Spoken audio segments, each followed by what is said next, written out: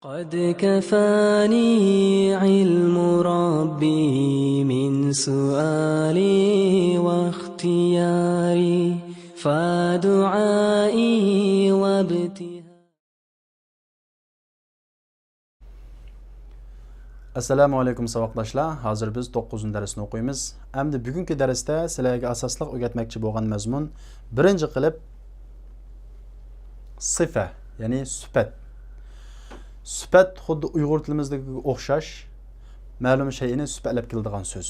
Arab tilida ma'lum shayni sifatlab keladi. Masalan, hada talibun jadidun. Bu yangi o'quvchi deganga o'xshash. Bu boy savdogar. Bu saxiy odam deganga o'xshash ma'lum so'zni qanday qilish uchun sifatlash uchun keladigan so'zni biz sifat deymiz. Buni ayt tushunishlik. Masalan, hada talibun jadidun desak, bu so'zda jadidun. Bu yangi o'quvchi degandagi yangi, jadid degan so'z sifat bo'ldi. Bu yangi sifat degan so'z qaysi so'zni sifatladi? O'quvchini sifatladi. Ya'ni talib degan so'zni sifatladi. Unda bo'lsa biz arab tilida talibni deymiz, mavsub deb ataymiz. Jadidni-chi sifat deymiz. Jadidni sifa. Sifatlanguvchini mavsub deb ataymiz. Bu atalg'ular muhim. Sizlar bu atalg'ularni cho'qim eslanglar tutilishinglar kerak. Sifatlanguvchini mavsub, sifatni sifa deb ataymiz. Bunun yana bir atalishi sifatni na'at deb ataydi. Na'at. Bu bizning mashqda chiqadi. Sifatlanguvchini man'ud deb ataydi. Man'ud ayni bilan.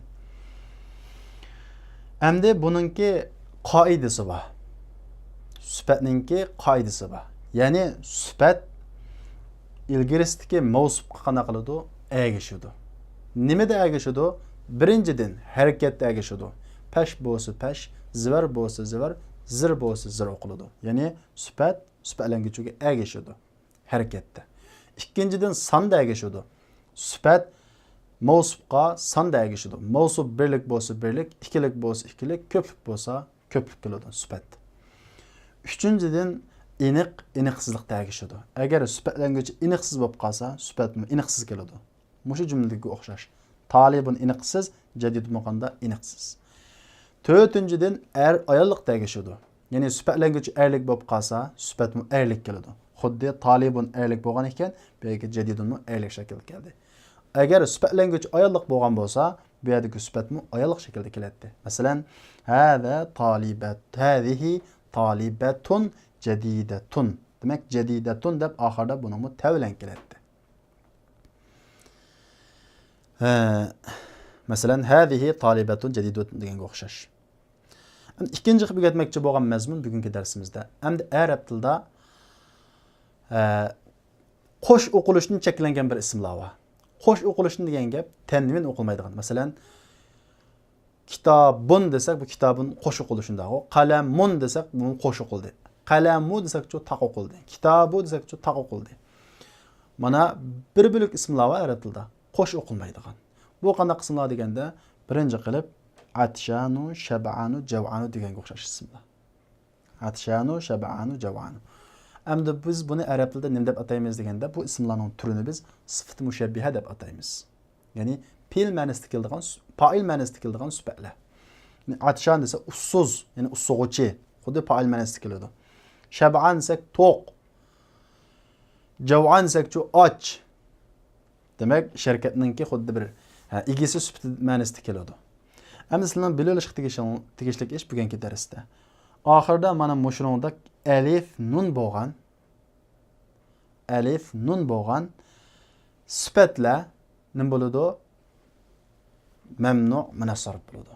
Ya'ni mamnu munassarf deganimiz biz bayatun tushuntirgan qo'sh o'qilmaydigan ismlar. Qo'sh o'qilmaydigan ikkinchi qoidasi zir harakat qabul qilmaydigan. Agar zir o'qilishga tegishli bo'lib qilib, ya'ni oldiga harfi jar, zir qilguvchi harflar kirib qolsa, zirlikning o'rniga zivar o'qiladigan ismlar. Biz buni arab tilida ataymiz mamnu munassarf. Qo'sh o'qilmaydigan va zir o'qilmaydigan ismlar.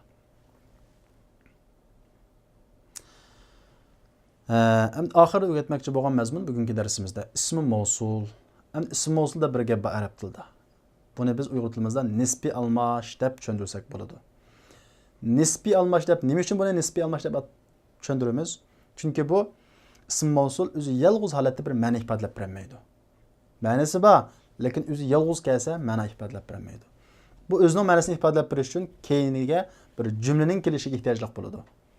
Cho'qim keyini bir jumla kelgan vaqtida undan keyin buning ma'nosi chiqadi. Endi buning keyinda agarda ism bilan boshlangan bir jumla kelib qolsa, buning ma'nosi tiki degan ma'nosi chiqadi. Agar buning keyinda fe'l bilan boshlangan bir jumla kelib qolsa, g'anqon, gankan, tiki degan ma'nolar chiqadi. G'anqon, gankan degan ma'nolar chiqadi. Endi bu ism mavsul, ya'ni nisbiy almashningmi erligi bor, ayolligi bor. Erlarga xos ishlatilganlari bor, ayollarga xos ishlatilganlari bor. Birlik shakli bor, ikkilik shakli bor va ko'plik shakli bor. Hammasini o'z o'rnida ishlatishimiz kerak. Unda bo'lsa allazi.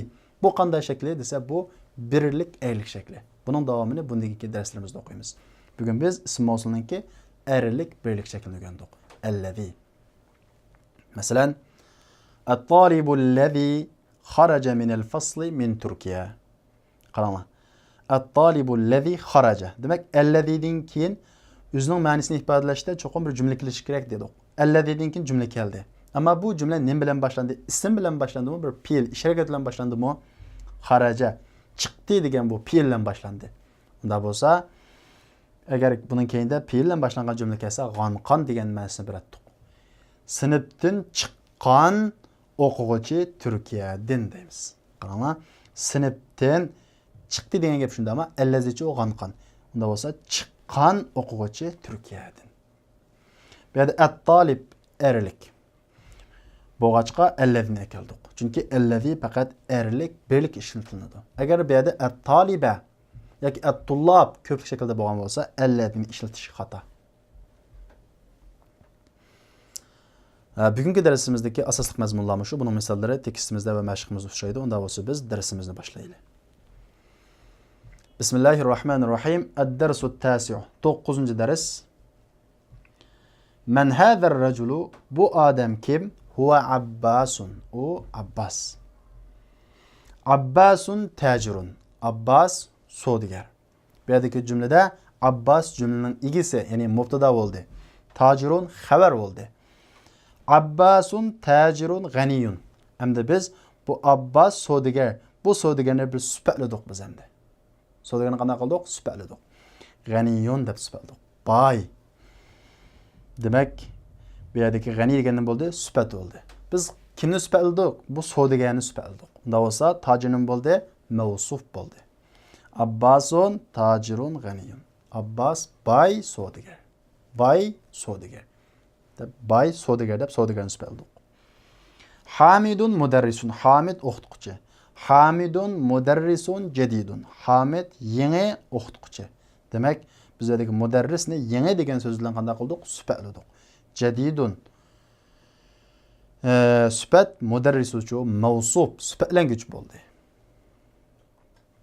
Ma hada? Bu nima? Hada tuffahun. Bu olma. At-tuffahu fakihatun lazizatun. Olma mizlik meva. Dediki mizlik meva. Mizlik degan so'z bilan meva degan so'zni qanday qildik?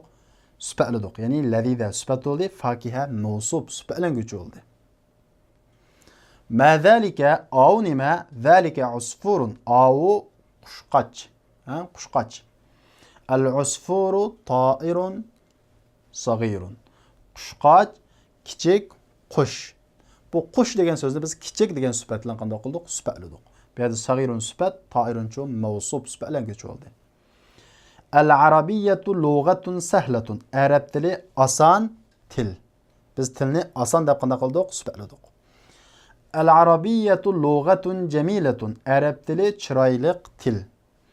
Ammarun talibun mujtahidun. Ammar tirishchan o'quvchi. Va Mahmudun talibun kaslan. Va Mahmud hurun o'quvchi. Man anta? Sen kim? Ana talibun. Men o'quvchi. A anta talibun jadidun? Sen yangi o'quvchimi? Naam, ana talibun jadidun. Shundaq, men yangi o'quvchi. Bugungi darsimizniki birinchi bo'lakninki teksti mushada oxirlashdi. Bugungi darsimiz ikki bo'lakka bo'lingan. Endi biz mashqni ishlashdan ilgari birinchi bo'lakninki yangi so'zlikni o'qib o'taylik. Al-kalimatul jadida, yangi so'zlar. Al-lughatu, til. Şehirun dağlık. El-Medine şehir. Et-Tairu kuş. El-Yevmu bugün. El-Yevmu bugün. İki söz bir yerde kaptı. Cev'anu aç. Atşanu utsuz. Mele'anu toşak. Gadbanu açıklanguçi. El-Usfuru kuşkaç. Keslanu horun. Ko'nikmalar. Birincisi iqro va kutub. O'qib yozing. Bu sizlarga topshiriq. Buning arabchasini yozib, uyg'urcha tarjima qilasizlar. Muhammadun talibun qadimun. Muhammad kona o'quvchi. Biz o'quvchi degan so'zni kona degan sifat bilan sifatladik. Bu yerda qadimun sifat, talibun mavsuf sifatlanguvchi bo'ldi. Azalika ar-rajulu mudarrisun jadidun. Av adam yangi o'qituvchimi? La, huwa tabibun jadidun. U yangi doktor. Qolganini o'zing anglashlaysizlar. Buni ishlash jarayonida sizlar sifat mavsufga diqqat qilib, buni ayirib turib ishlaysizlar. Ikkinchisi, tuvandagi jumladagi bo'sh o'ringa munosib sifat qo'ying deydi. Da fil faragh. Qo'ying bo'sh o'ringa fil jumalil atiya. Tuvandagi jumlalardagi munosib sifat ne deydi? Na'at degan nima? Sifat. Biz sifatni yana bir atilishi bor degan. U qaysi degan? Na'at, sifat. Khadija talibatun. Khadija o'quvchi. Qanday o'quvchi? Endi biz buni sifatlash kerak. Tirishchan o'quvchi demoqchi bo'lsak, Khadijatu talibatun mujtahidatun. Sifatmi cho'qim mavzuga mos holatda ayollik shaklda kelish kerak. Xolidun tajirun. Xolidun tajirun g'aniyun. Xolid boy savdogar. Demak, munosib shaklda bir sifat ekib to'ldiramiz. Al-arabiyyatu lughatun sahlatun yoki sa'batun qiyin til. El-usfuru ta'irun cemilun. Demek erlik bolsa erlik şekilde, ayollik bolsa sahlatun deb oxirida ayollikning ta'si bilan ayollik shaklda eklamiz. Qolgan o'zing anglashib boqinglar. Üçüncüsü ضع في الأماكن الخالي في الجمل الآتية منعوتا مناسبا deydi. Tuvandagi jumladagi bo'sh o'ringa munosib sifatlanguvchini qo'ying deydi. Man'ut deganimiz mavsuf, ya'ni sifatlanguvchi. Bu yerda bizni sifatni badi, endi biz munosib holatda sifatlanguvchini qo'yamiz. Albatta bu sifatlanguvchi sifatga mos holatga kelishi kerak. Masalan, al-arabiyyatu bo'sh o'rin sahlatun deydi. Arab tili oson til. Shundaqo al-arabiyyatu lughatun sahlatun deymiz. Ana bo'sh o'rin qadimun. Man kona. Kona nima? O'quvchi yoki doktor. Ana tabibun qadimun. Man kona doktor. Qanqa o'zinglar munosib bir sifatlanguvchini qo'yib boqinglar. To'rtinchisi iqro, o'qing deydi. Bu yerdan bo'lgan maqsad kaslanu, jav'anu, atshanu, g'adbanu, mala'anu. Bu ismlar qo'sh o'qilmaydigan va zir harakat qabul qilmaydigan ismlar. Buni biz nima deb ataymiz? Mamnu min as-sarf ismlar deb ataymiz. Bundan keyin buning tafsiloti yana chiqadi. Ana jav'anu. Asli alif lam kirmasa qo'sh o'qishimiz kerak. Shunday jav'anun deb. Bu mamnu min as-sarf bo'lg'achqa qo'sh o'qishni cheklangan. Shunga ana jav'anu deb taq o'qiymiz. Anta jav'anu, sen ochmu? La, ana atshan. Yo'q, men ussuz. Limada al-mudarrisu ghadbanu al-yawm? Nimishqa o'qituvchi bugun ochiqlangan? Al-kubu mala'an. Stakan to'shaq. Kub degani nima? Stakan. Endi biz bugungi darsimizning ikkinchi bo'lagini o'qiymiz. Oldi bilan biz yangi so'zliklarni o'qitaylik bu bo'lakdagi. Al-kalimatul jadida al-maktabatu kutubxona. Al-ana hozir bu vaqt ravishi. Hozir degan ma'nosi va yana amdi degan ma'nosi bor. Amdi. Amdi kelsangiz bo'ladi, amdi borsangiz bo'ladi, amdi chiqsangiz bo'ladi degandagi amdi. Al-mirwahatu shamol turg'uch. Al-mustawsafu ambulatoriya. Mustashfa doktorxona, mustavsaf ambulatoriya. Al-madrasatu thanawiyya to'liq o'ttir maktab. Al-vaziru ministr va vazir degan ma'nosi bor. Shahirun dangliq, mashhur. Haddun ittik degan gap. Bu pichoq keladi. Masalan, ittik pichoq demoqchi bo'lsak, sikkinun had, ittik pichoq.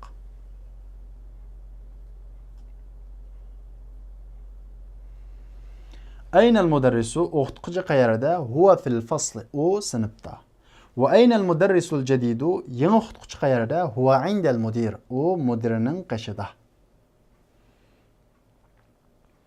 Ayna talibul jadidu yangi o'quvchi qayerda? Zahaba ilal maktaba. Kutubxonaga ketdi. Endi bu yerdagi zahaba degan ketdi degan gap. Ketdi, kim ketdi? U ketdi. Demak bu zahaba faqat u uchinchi shaxsga ishlatiladi. Erlik birlik shakli. Fi'lninki erlik birlik uchinchi shaxs shakli. Zahaba ketdi u. Man zalika ar-rajulu at-tawilu alladhi kharaja al-ana min al-madrasa?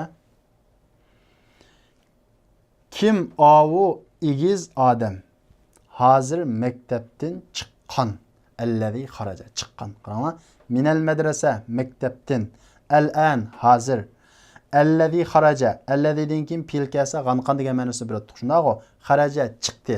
Bu erlik birlik shakldagi fe'l. Chiqqan avu igiz er kishi kim? Men. Men deganim u kim? Huval mudirul jadid. U yangi mudir. Ve menil veledus sagiru allazi kharajal ana minel fasli. Ve kim sınıftan hazır çıkan küçük bala.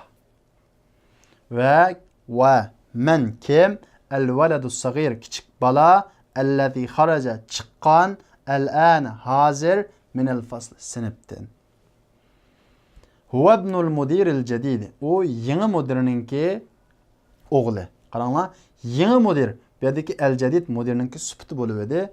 El-mudir alif lam bilan keldi. El-jadid degan sifatmi alif lam bilan keldi. Ya'ni iniq holatda keldi. El-mudir zir o'qilib edi, el-jadidmi zir o'qildi.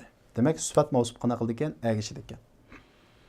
Liman tilka sayyaratul jamila? O chiroyli mashina kimning? Hiya lil mudiril jadid. U yangi mudirning. Liman hadal kitabul kabira? Bu cho'ng kitob kimning?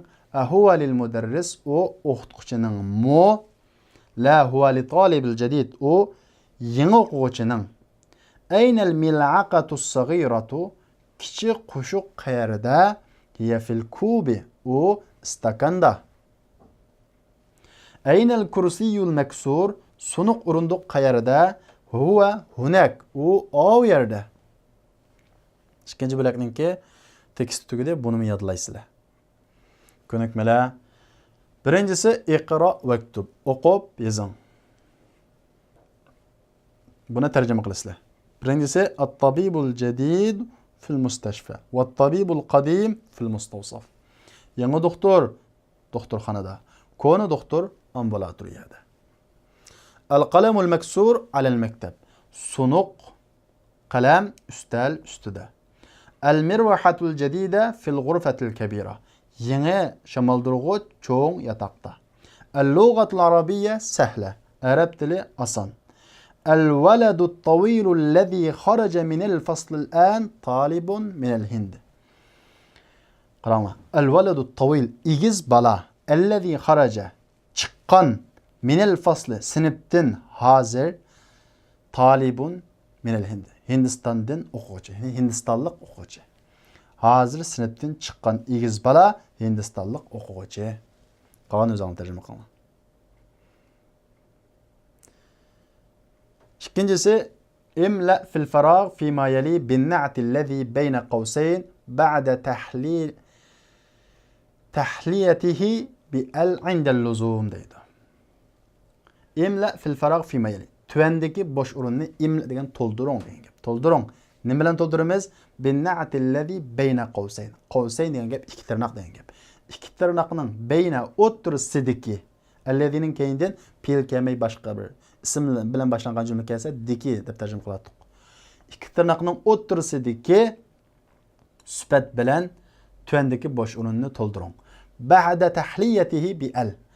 Alif lamni kirgizib bo'lgandan keyin tahliya degan gap kirgizib bo'lgandan keyin indal luzum lozim bo'lganda. Agar alif lamni kirgizishga tegishli bo'lib qolsa, alif lamni kirgizib akring. Alif lamni kirgizishga tegishli bo'lmasa akirmang. Masalan, aynal mudarris o'qituvchi qayerda? Endi biz yangi o'qituvchi qayerda demakchi. Demak, yangi deb bu yerdagi o'qituvchini biz sifatlamoqchi. Biz sifatlamoqchi bo'lgan so'z mavsuf aliflamliq bo'lsa, jadid qumi aliflamni akirib turib, undan keyin sifatlaymiz. Masalan, aynal mudarrisul jadid deymiz. At-tajiru. At-tajiru hamda al-kabir degan bu ikki tirnoqning o'rtasidagi so'zlarni sifatlaymiz. At-tajir aliflamliq kelgachga bu sifatni aliflamliq holatda akiramiz.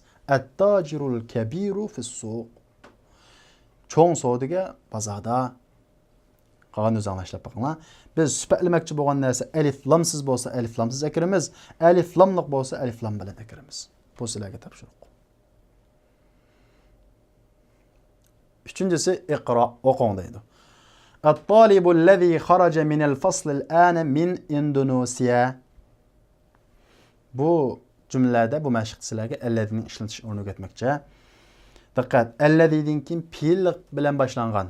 Fiil bilan boshlangan cümle kelsa, ya'ni ish harakat bilan boshlangan cümle kelsa, g'onqon gankan. Agar ism bilan boshlangan cümle kelsa, yoki harf bilan boshlandi deylik, ma'qul. Harf bilan boshlangan bo'lsa-mu, diki tarjimasini beramiz. Diki.